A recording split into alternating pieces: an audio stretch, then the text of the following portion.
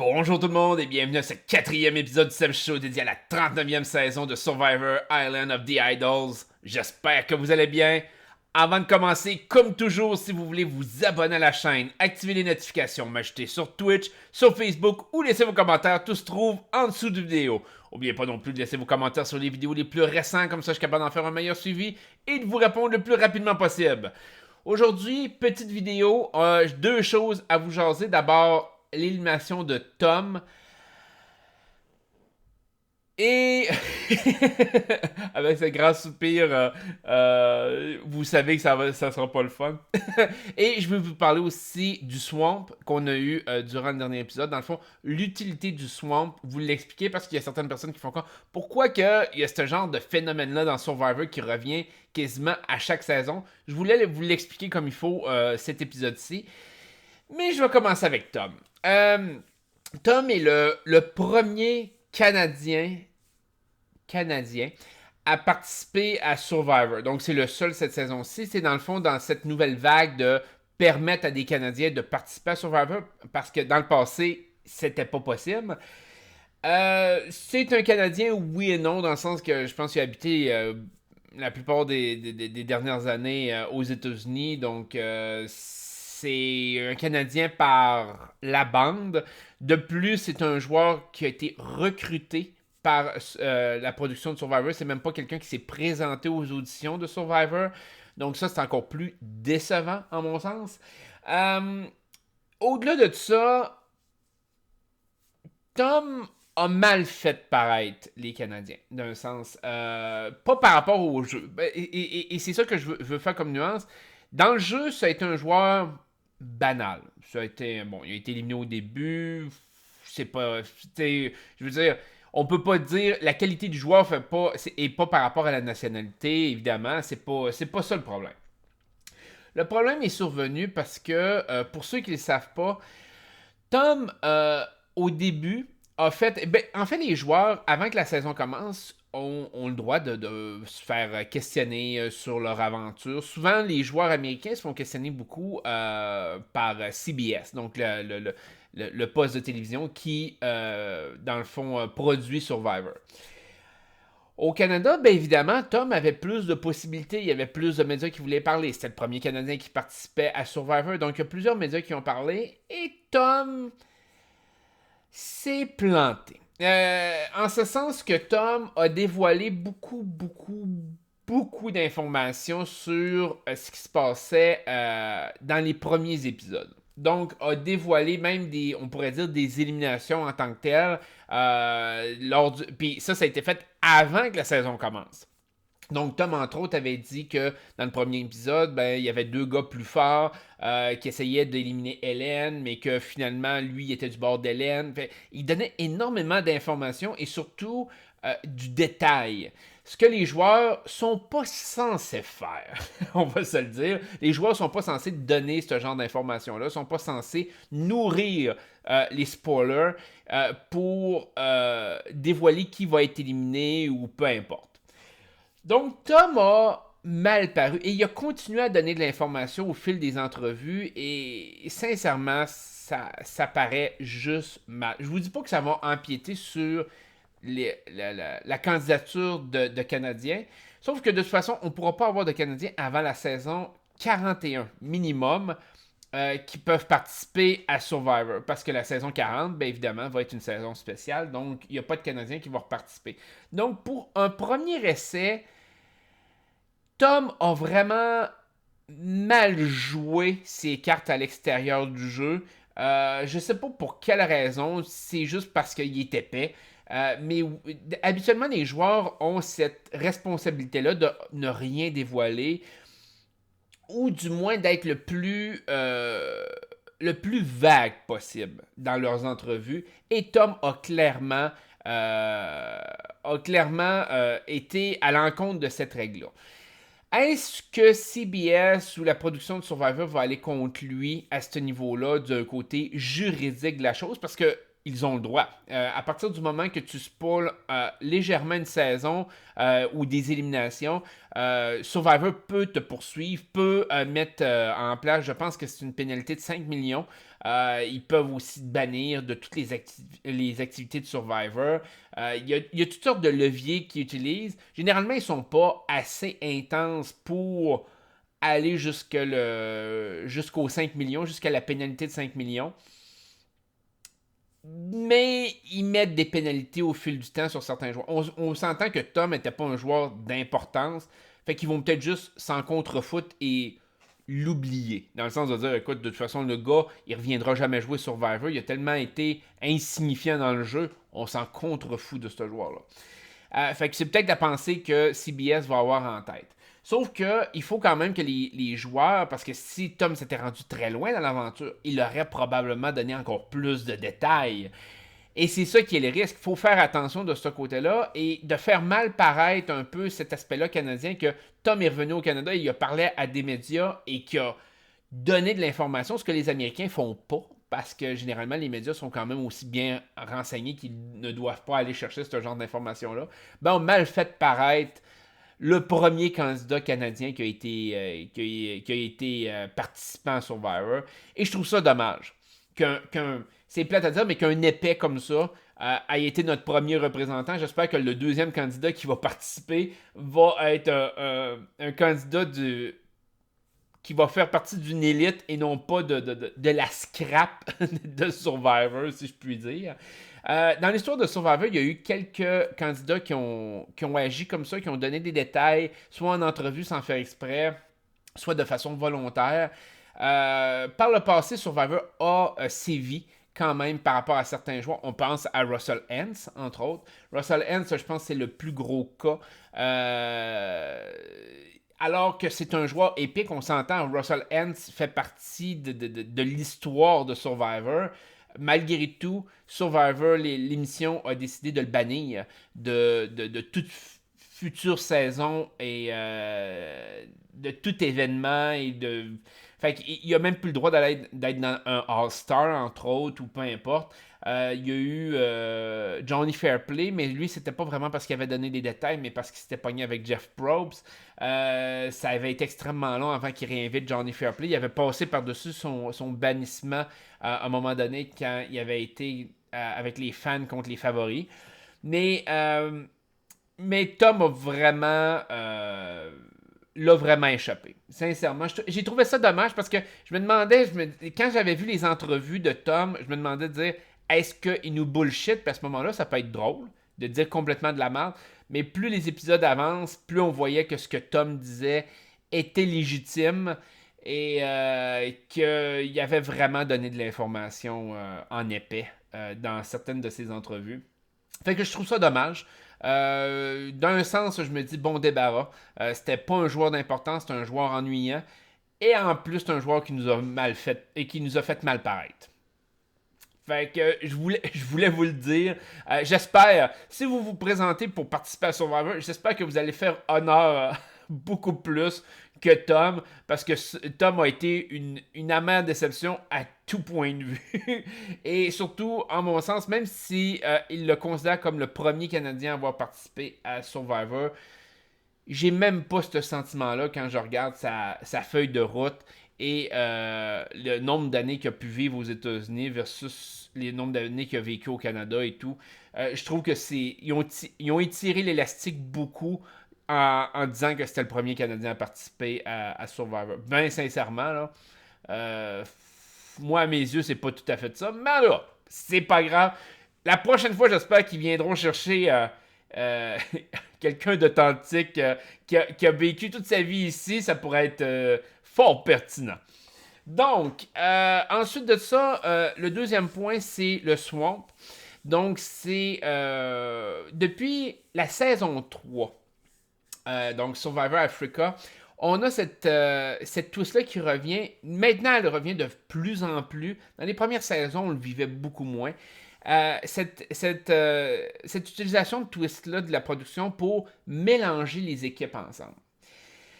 Il y a beaucoup de gens qui sont un peu contre ce principe-là de mélanger les équipes ensemble pour la simple et bonne raison que de mélanger les équipes, ben, ça nuit à certains joueurs, ça change les dynamiques, les alliances que tu as. Tu peux avoir un excellent joueur très stratégique qui s'est bien embriqué dans une tribu, que son jeu se fait complètement scraper à cause d'un swamp. Le meilleur exemple, Survivor 3, Africa, où ce que tu avais Silas. Silas qui était en parfait contrôle de sa tribu, qui s'est fait swamp dans l'autre tribu, qui a été le premier éliminé de cette tribu-là. Donc, c'est des choses qui arrivent.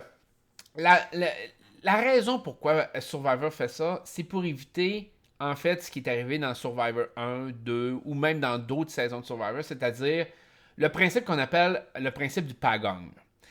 Donc, si vous vous souvenez, pour ceux qui ont écouté Survivor depuis la toute première saison, vous aviez deux tribus. Vous aviez les Tagis et vous aviez les Pagons. Et arrivé au merge, les deux tribus étaient équivalentes, c'est-à-dire 5 joueurs contre 5.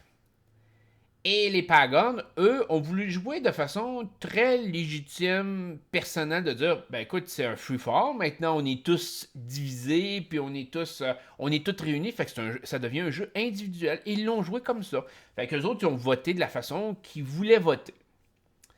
Les Tagis ont été beaucoup plus brillants que les Pagons. Les Tagis, à cette époque-là, ont comme fait, pourquoi nous autres, on voterait tout individuellement, alors qu'on peut voter d'un bloc et éliminer les 5 autres et s'assurer qu'on est les 5 derniers. Stratégie, si ma mémoire est bonne, qui a été élaborée par Richard Hatch. Et c'était une excellente stratégie. Donc, qu'est-ce que les Tagis ont fait? Ils ont éliminé un par un les Pagons. Et c'est pour ça que le terme est resté que, je pense que ça se dit Pagoing.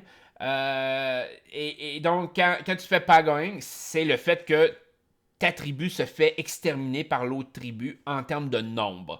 Dans la saison 2, c'est arrivé de façon presque similaire. Il y a eu Roger et Elizabeth qui ont réussi, je pense, à survivre à 2 votes, celui de Jerry et d'Amber, pour se rendre un peu plus loin dans l'aventure. Mais globalement, c'était le même principe. Et donc, ça devient quelque chose d'extrêmement prévisible. C'est-à-dire, vous avez une tribu qui arrive et qui réussit à éliminer, à prendre un avantage numérique sur une autre tribu. Ben, le principe est, on élimine toute l'autre tribu avant de s'entretuer nous autres.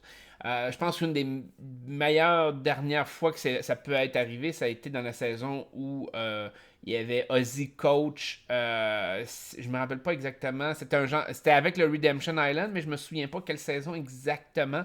Cochrane avait décidé de switcher et de donner l'avantage à l'équipe de Coach. Et qu'est-ce qui est arrivé? L'équipe de Coach a éliminé toute la tribu, toute l'autre tribu, dans le fond. Donc, le problème, c'est que quand ça arrive, ben, ça crée comme 5 épisodes très prévisibles. La seule chose que tu te dis, c'est bon, ben, lequel de cette tribu-là va se faire éliminer, puis ils se font tous éliminer un après l'autre.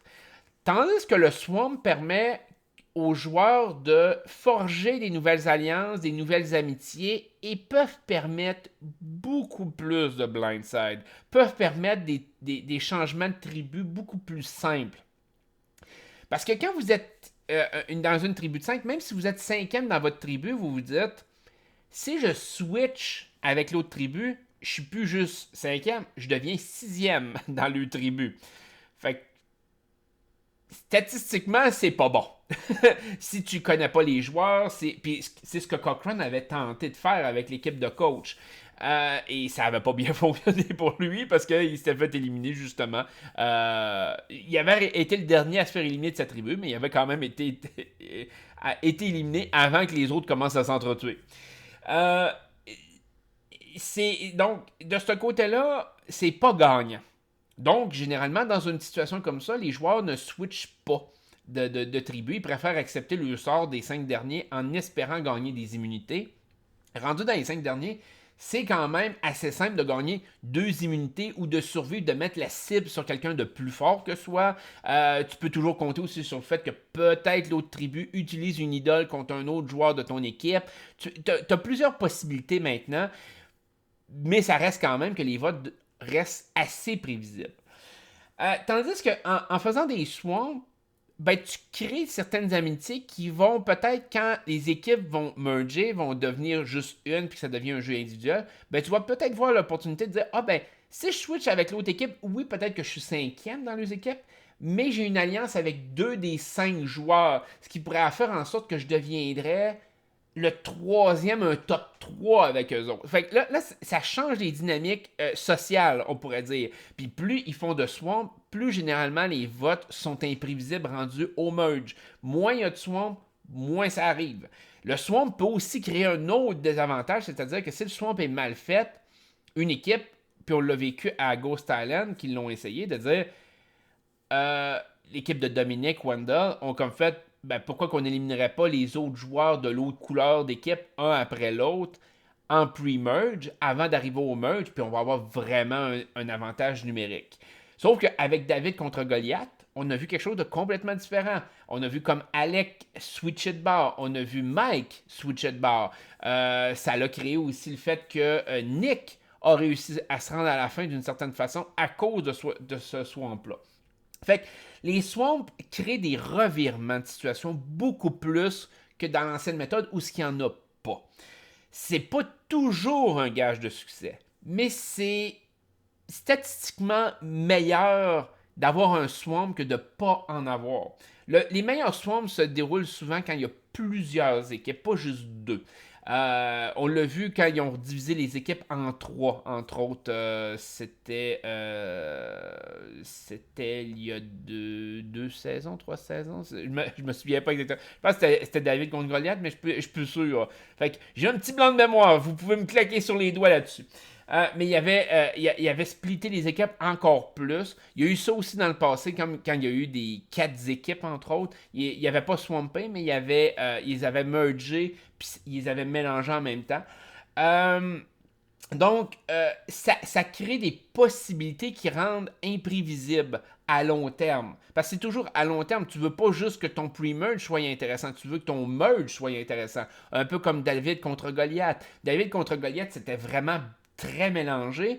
Malgré tout, les Goliaths voulaient dominer les David puis éliminer les David un par un. Ça a été un peu quand même le trending, malgré qu'il y avait eu des swamps, malgré qu'il y avait eu tout. Et ce qui avait aidé cette saison-là, c'était l'utilisation de pouvoirs d'avantages secrets, d'immunité cachée. C'est ça qui avait aidé la saison à être super intéressante. Mais globalement, les Goliaths voulaient quand même rester un bloc uni. Et les David ont aussi resté un bloc uni pendant un bon bout de temps, jusqu'à ce que Gabi fasse la gaffe de switcher, on pourrait dire, et d'éliminer un de leurs propres joueurs. Fait que, de ce côté-là, le swamp est bon, mais pas toujours. Alors que le pagagne est généralement mauvais pour le spectacle. Parce qu'il est très prévisible. Puis même dans des situations où le pagagne n'est pas comme total, ça devient très prévisible quand même. Le meilleur exemple a été marqué, saison 4, où il n'y a pas eu de swamp, mais que je pense qu'il y avait eu quand même un petit swamp. Si ma mémoire est bonne, il faudrait que je revérifie. Ouais,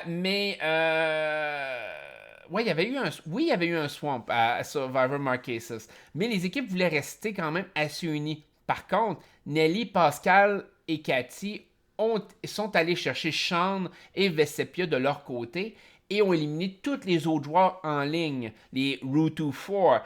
Mais dans un souci de self-preservation, c'est-à-dire d'essayer de se sauver eux-mêmes. Mais ça l'a rendu quand même, malgré que Marquesas c'était super intéressant, ça l'a rendu comme, on a comme eu un 4 épisodes ennuyant parce qu'on savait exactement ce qui s'en venait. Fait que c'est pour ça que le swamp permet ce genre de twist-là. Ça permet aussi des fois à des joueurs de trouver des idoles ou des avantages sur d'autres camps. On a vu James Survivor China qui avait été capable d'aller chercher 2 immunités comme ça. Il s'est fait éliminer avec les 2 immunités dans ses poches. Mais bon, ça c'est une autre histoire. Fait que le swamp amène quelque chose d'intéressant au jeu, je vous dirais 70% du temps.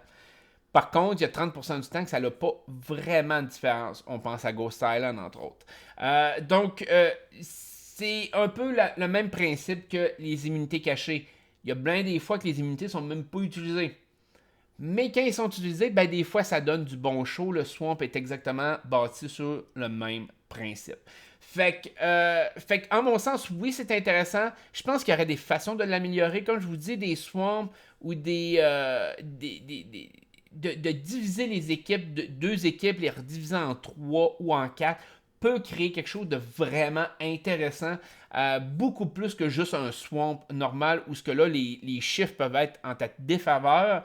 Parce que si vous avez, puis là je reprends Ghost Island, où ce que l'équipe mauve était clairement en avantage numérique quand le swamp est survenu, ben les oranges n'avaient aucune possibilité vraiment forte de s'en sortir. Il y aurait pu, mais la possibilité était plus faible. David contre Goliath, même à ça, Alec a failli ne pas switcher aussi, donc d'éliminer quelqu'un de sa propre tribu. Fait que ça aurait fait en sorte que les David auraient été tous éliminés un à la suite de l'autre. Après ça, ça aurait été extrêmement simple. Si Alec faisait pas ce move-là, les David se faisaient complètement clencher dans David contre Goliath et ça leur a été d'un ennui mortel. Fait qu'il faut aussi que vous ayez des joueurs qui soient prêts à prendre ce genre de risque-là, de switcher de bord. Et souvent, ben, on a cette possibilité-là, comme dans la saison actuelle de Karishma. Karishma, qui, elle, est vraiment détestée de sa tribu, elle est prête à switcher. On a eu Cochrane, que je vous parlais un peu plus tôt, qui avait le même sentiment par rapport à sa tribu. Donc, dans des situations de même, oui, ça peut survenir, mais il faut que tu aies le bon joueur au bon moment pour créer ce genre de revirement-là. Ce qui n'est pas nécessairement toujours le cas. Fait que j'espère que cet épisode vous a plu. On va voir ce qui va se passer dans l'avenir. C'est certain que pour cette saison-ci, normalement, en tout cas, les spoilers de Tom sont pas mal terminés. Il y a quand même encore des petits spoilers que Tom avait dévoilés par rapport à l'indication qu'il donnait à certains joueurs. Je ne sais pas si ça va devenir intéressant ou non sur le long terme. C'est certain qu'au moins Tom peut pas savoir ce qui se passe après le pre-merge. Donc, dès que le merge va survenir, Tom n'a plus aucune information à ce niveau-là. Fait que ça ne nous nuira pas sur la continuation de la saison. Fait que j'espère que l'épisode vous a plu. Si vous voulez laisser un petit like, ça me ferait super plaisir. Je vais vous souhaiter une excellente journée. Prenez soin de vous autres et on se dit à la prochaine. Bye bye.